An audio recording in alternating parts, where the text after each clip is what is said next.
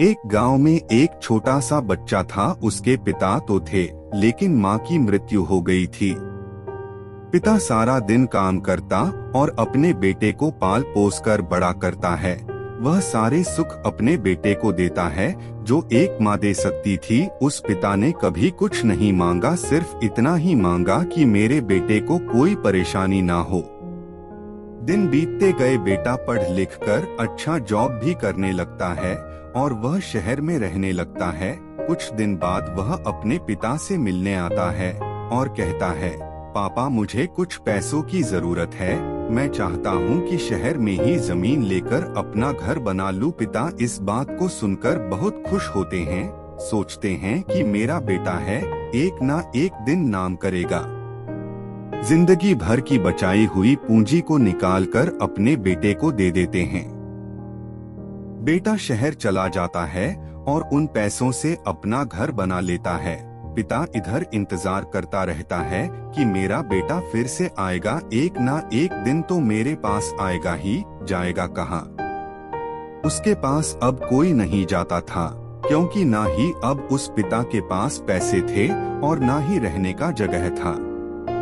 कुछ दिन बाद बेटा फिर लौट कर आता है और अपने पिता से कहता है, पापा अब आप दादाजी बनने वाले हैं। पिता को बहुत खुशी होती है। इस बात को सुनकर वह कहते हैं, तू मुझे मेरी बहू और पोता से कब मिलाएगा?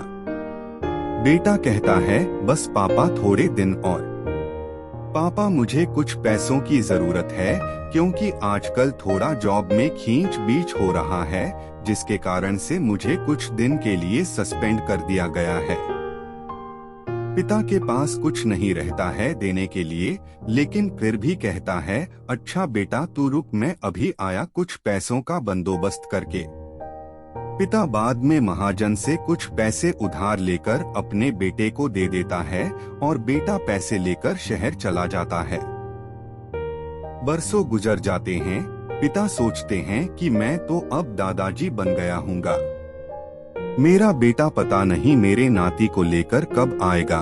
फिर सोचने लगते हैं, समय नहीं मिलता होगा इसलिए मेरा बेटा अभी तक आया नहीं, वरना आया जरूर होता। तब तक महाजन 2-3 आदमी को लेकर उस पिता के घर पर आता है और कहता है कि आपके वादे के मुताबिक मैं पूरे 3 महीने बाद आया हूँ अपने पैसे ले जाने। पिता कहते हैं, मेरे पास पैसे नहीं है देने के लिए। महाजन कहता है, जब पैसे देने नहीं थे तो आपने मुझसे उधार क्यों लिया? तभी पिता कहते हैं, ठीक है रुको, मैं तुम्हारे लिए पैसों का बंदोबस्त करके आता हूँ। और वहाँ के नजदीकी अस्पताल में चले जाते हैं। वहाँ जाकर अपना ब्लड डोनेट करते हैं और अपनी एक किडनी बेच देते हैं और उस महाजन का कर्ज छूटा कर देते हैं।